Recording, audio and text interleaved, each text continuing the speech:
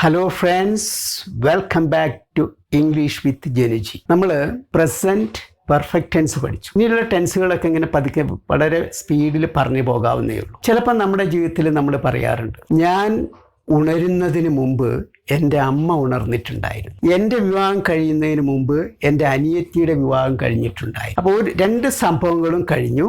ഏതോ ഒരു സംഭവം ആദ്യം നടന്നു, പിന്നീടാണ് അടുത്ത നടന്നത്. ഇങ്ങനെ രണ്ടിനെയും കമ്പയർ ചെയ്യുമ്പം കണ്ടിട്ടുണ്ടായിരുന്നു, കേട്ടിട്ടുണ്ടായിരുന്നു, പോയിട്ടുണ്ടായിരുന്നു എന്നൊക്കെയാണ് നമ്മൾ മലയാളത്തിൽ പറയാം. ആ ആശയം പറയാൻ ഉപയോഗിക്കുന്ന ടെൻസാണ് past perfect tense. Past perfect tense. അപ്പം അതിൻ്റെ form subject plus had plus V5. നേരത്തെ പറഞ്ഞു പെർഫെക്റ്റ് ടെൻസിലാണ് V5 ഉപയോഗിക്കുക. അപ്പം ഇവിടെ V5 ആണ് ഉപയോഗിക്കുക. അപ്പോൾ ഒരു എക്സാമ്പിൾ പറയുകയാണെങ്കിൽ, see I woke up, my mother woke up. രണ്ടുപേരും ഉണർന്നു കഴിഞ്ഞു. So my mother had woken up before I woke up, or I woke up after my mother had woken up. ഇങ്ങനെ രണ്ട് രീതിയിൽ പറയാം. ആഫ്റ്റർ ചേർത്തിട്ടും ബിഫോർ ചേർത്തിട്ടും പറയാം.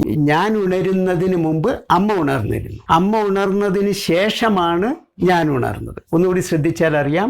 I woke up after my mother had woken up. My mother had woken up before I woke up. ഈ രണ്ട് ആശയം നിങ്ങൾക്ക് മനസ്സിലായി കാണും. ഇനി വേറൊന്ന്, my sister got married before I got married, or I got married after my sister had got married. Clear?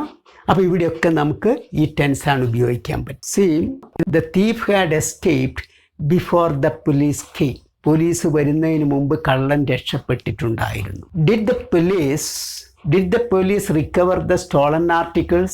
കളവ് മുതൽ police കണ്ടെടുത്തോ? Did the police recover the stolen articles? No, they had removed the stolen articles before the police came. Police വരുന്നതിന് മുമ്പ് കളവ് മുതൽ അവരവിടുന്ന് മാറ്റിയിരുന്നു. They had removed. അപ്പോൾ ഈ ടെൻസിൻ്റെ അപ്പോൾ അതിൻ്റെ പ്രയോഗം ഇത്രയേ ഉള്ളൂ. രണ്ട് കാര്യങ്ങൾ നടന്നു. രണ്ടിൽ ഏതാണ് ആദ്യം നടന്നത് എന്ന് പറയാൻ പാസ്റ്റ് പെർഫെക്റ്റ്, രണ്ടാമത് നടന്ന കാര്യം പറയാൻ സിമ്പിൾ പാസ്റ്റ് ടെൻസ്. ഇത്രയേ ഉള്ളൂ. ചിലപ്പോൾ ഇങ്ങനെയും പറയും, I woke up before my mother woke up. അമ്മ ഉണരുന്നതിന് മുമ്പ് ഞാൻ ഉണർന്നു. I woke up before my mother woke up. My mother woke up before I woke. ഞാൻ ഉണരുന്നതിന് മുമ്പ് അമ്മ ഉണരും. അപ്പോൾ രണ്ടും പാസ്റ്റ് ടെൻസ് ഉപയോഗിക്കാം. പക്ഷേ രണ്ടും തമ്മിൽ ചെറിയൊരു ഗ്യാപ്പ് ഉണ്ടായിരുന്നു. ആദ്യം ഒന്ന് നടന്നിട്ടാണ് പിന്നെ നടന്നതെന്ന് പറയാനാണ് പാസ്റ്റ് പെർഫെക്റ്റ് ടെൻസ് ഉപയോഗിക്കുക. ഇത്രയും രണ്ട് രീതിയിൽ അത് പറയാമെന്ന് പറഞ്ഞത്. ചിലപ്പോൾ നമ്മൾ പറയും, 2 വർഷത്തിനുള്ളിൽ ഞാൻ ഈ കോഴ്സ് പൂർത്തിയാക്കിയിട്ടുണ്ടാവും, അല്ലെങ്കിൽ 2 വർഷത്തിനുള്ളിൽ എനിക്കൊരു ജോലി കിട്ടിയിട്ടുണ്ടാവും, ഞാനൊരു വീട് വെച്ചിട്ടുണ്ടാകും, അല്ലെങ്കിൽ ഒരു 5 വർഷത്തിനുള്ളിൽ ഞാനൊരു കാർ വാങ്ങിച്ചിട്ടുണ്ടാകും. അപ്പം നമ്മൾ ഇപ്പോഴേ ഭാവിയിൽ പൂർത്തിയാക്കാൻ പോകുന്ന കാര്യങ്ങൾ മുൻകൂട്ടി പറയുകയാണ്. ഇങ്ങനെ ചെയ്തിട്ടുണ്ടാവും, നമ്മുടെ പ്രതീക്ഷകളാണ്. ഇത് പറയാൻ ഉപയോഗിക്കുന്ന ടെൻസിൻ്റെ പേരാണ് future perfect tense. Future perfect tense. അപ്പോൾ അതിൻ്റെ ഫോം ഇത്രയേ ഉള്ളൂ. Subject plus shall or will plus have plus V5. ഇവിടെയും V5 ആണ് ഒടുവിൽ ഉപയോഗിക്കും. ഇനി ഇതിൻ്റെ ഉപയോഗം നോക്ക്. I will have completed this course within 2 years. I will have completed, ഞാൻ പൂർത്തിയാക്കിയിട്ടുണ്ടാകും. I will have completed this course within 2 years. 2 വർഷം കൊണ്ട് ഞാൻ ഈ കോഴ്സ് പൂർത്തിയാക്കിയിട്ടുണ്ടാകും. I will have got a new job within a year.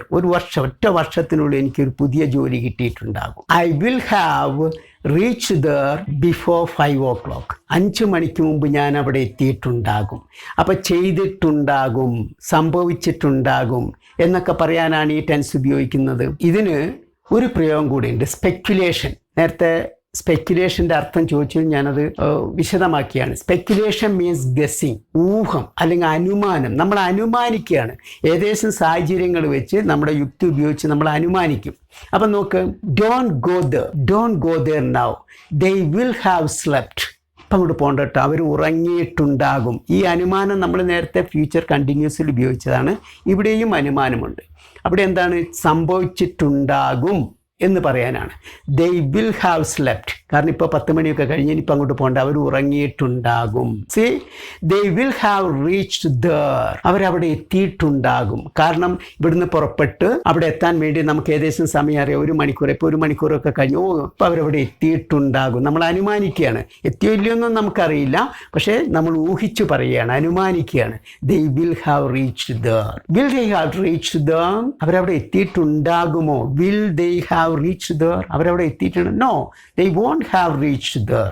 അവരവിടെ എത്തിയിട്ടുണ്ടാവില്ല. കാരണം ഇവിടുന്ന് അങ്ങോട്ടേക്ക് ഏകദേശം 2 മണിക്കൂർ വേണം. ഇപ്പോൾ 1.5 മണിക്കൂറല്ലേ ആയിട്ടുള്ളൂ, എത്തിയിട്ടുണ്ടാവില്ല. they won't have reached there. അപ്പം ഇങ്ങനെയൊക്കെ പറയാനാണ് ഈ ടെൻസ് ഉപയോഗിക്കുന്നത്. അപ്പോൾ ഇത്രയും സിമ്പിളാണ് ഈ 2 ടെൻസുകൾ, പാസ്റ്റ് പെർഫെക്റ്റ് ടെൻസും ഫ്യൂച്ചർ പെർഫെക്റ്റ് ടെൻസും. പക്ഷെ വളരെ കുറച്ച് ഉപയോഗിക്കാറുള്ളൂ. അതുകൊണ്ടാണ് ഇത് ഇത്രമാത്രം വളരെ സ്പീഡിൽ പറഞ്ഞു പോകുന്നത്. ഇനി നമുക്കൊരു 3 ടെൻസ് കൂടിയുണ്ട്.